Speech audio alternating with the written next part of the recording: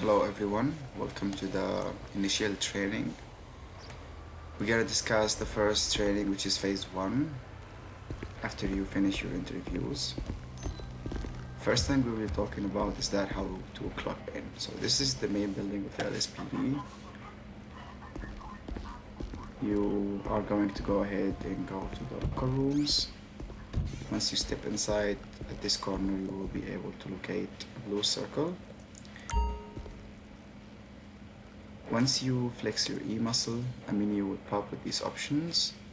Now regarding your uniform, this is something you should locate in the SOP for the junior cadets and cadets. So once you purchase that from the clothes store, you will go here and click on off duty with uniform. Once you do that, in 3 seconds, notification will show that you have entered the service. So now you are on duty with the uniform you purchased.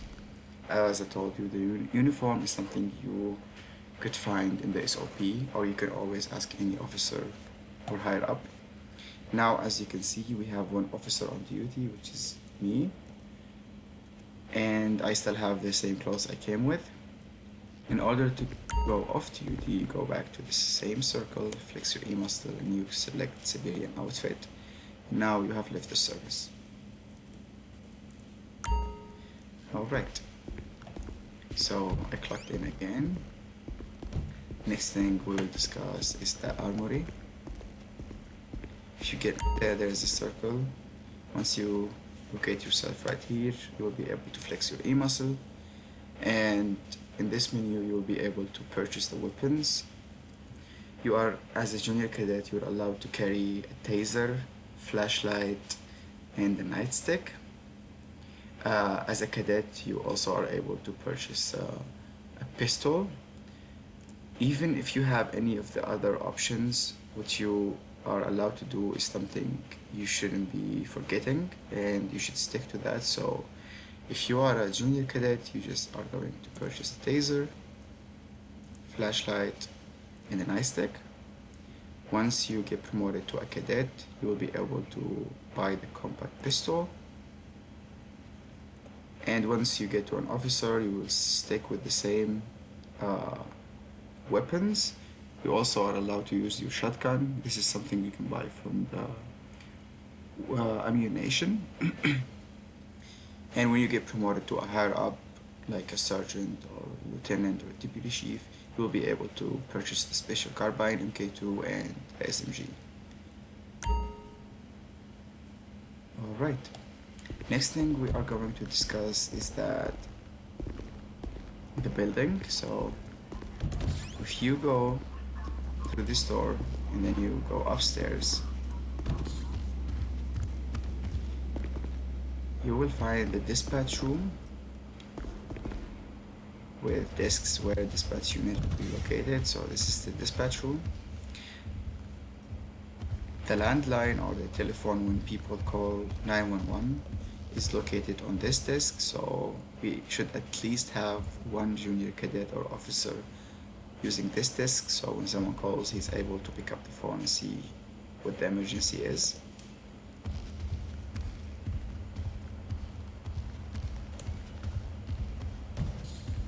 That's the stairs we came with. Now if you go through this door, you should be able to see right here the Chief of Police office. And if you go this way, this is the conference room or the meeting room. This is where we do our meetings and conferences. Normally we have the chief or the deputy right there, and we have the officers, junior cadets or whatever in there. Alright, now we are going to head to the jail cells, which is downstairs. So this is the stairs we took, this is the door we entered, this is the lobby right here. So if you just enter the lobby and go all the way down there, then you can go to the right, This is the jail cells. So once you enter this door, the first cell right here is jail cell number 1. This is jail cell number 2, and this is jail cell number 3. You should always keep that in mind, because when you are jailing someone, you should be able to know where are you leaving them. Let's say if you have a suspect you placed in this jail cell, now you're about to jail him using this menu. It will ask you which jail cell you're going to be used, so that's why you have always to know if this is jail 1 or 2 or 3. So again, this is jail cell 1, this is 2, and this one is. We also have the federal prison, which is the big prison map.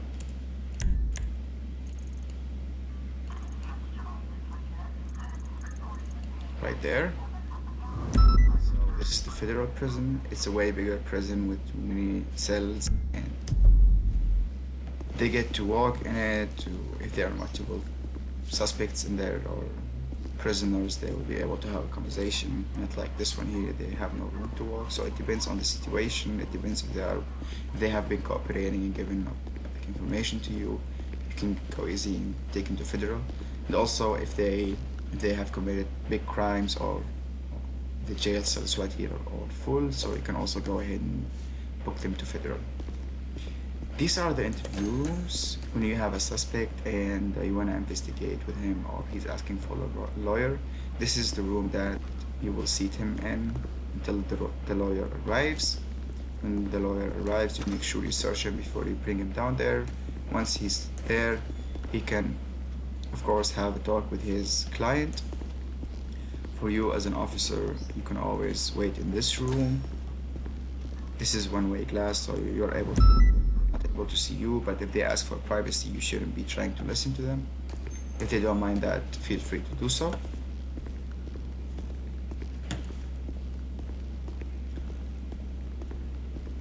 And let's say you are arresting someone and you search them and they have dirty money on them, or they have weapons you have to confiscate, or any illegal items just like drugs or stuff like that.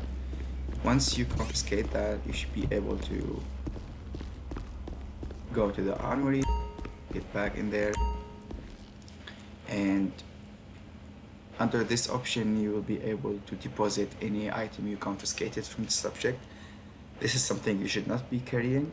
This is something you should give back to the department, because we confiscated that, doesn't mean it belongs to us. Alright. Next thing we will talk about is the the vehicle functions.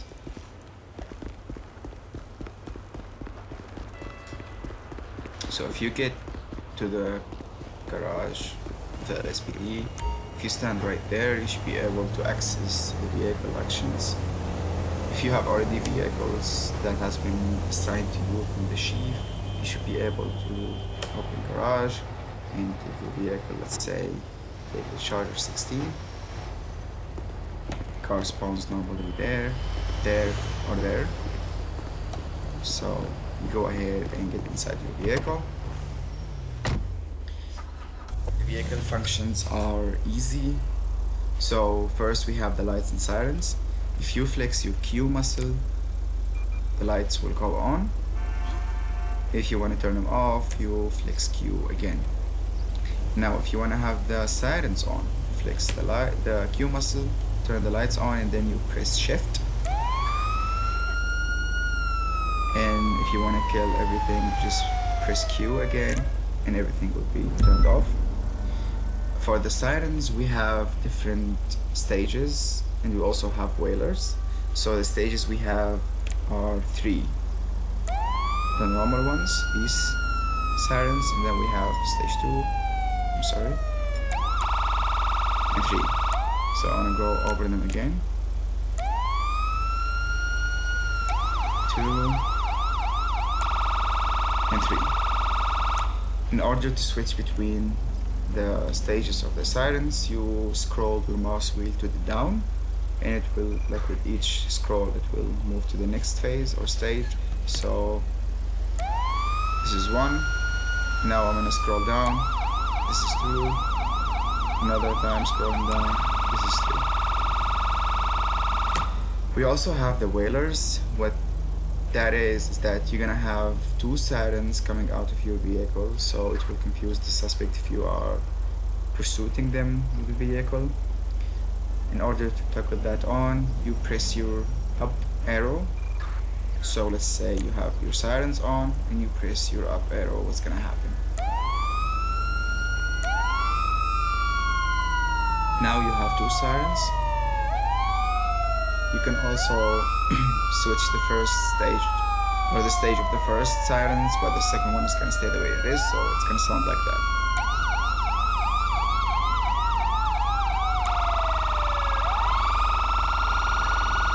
And if I toggle the whalers off, that's how it's gonna sound. Now we kill everything. So, in order to kill the sirens and the light, you press Q and everything will be killed or turned off. The next function we're gonna talk about is the radar. If you flex your shift and G muscle, this option will pop on your screen. So the first thing you should do is toggle radar. Now you have the radar down there.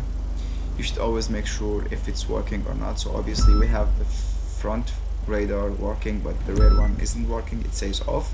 What you have to do to toggle anything off or on is that you go on XMIT and you press on it. So now both radars are working. If you want to toggle both of them off, just go that, and again you can turn it on. After that, you should go to set fast limit. Now you should insert 70, which is the speed limit inside the city, and then you hit enter, and now the radar is set. Any vehicle that will pass in front or behind us exceeding the speed limit, the radar will lock exactly on the plates number and the speed they were driving. Alright.